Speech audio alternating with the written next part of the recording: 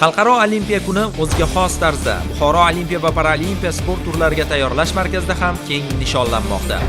23-iyun Buxoro Olimpiya va Paralimpiya sport turlariga tayyorlash markazi gimnastika bo'limi butun o'zbekistonlik sportchilarni Olimpiya kuni bilan tabriklaydi.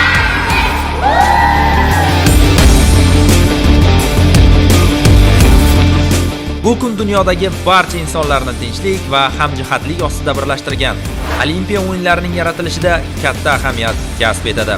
Qadrli do'stlar va hamyurtlar, fursatdan foydalanib Buxoro Olimpiya va Paralimpiya sport turlariga tayyorlash markazi nomidan barcha yurtdoshlarimizni, mamlakatimizdagi Olimpiya harakati ishtirokchilarini ushbu nufuzli bayram bilan samimiy muborakbod etadi.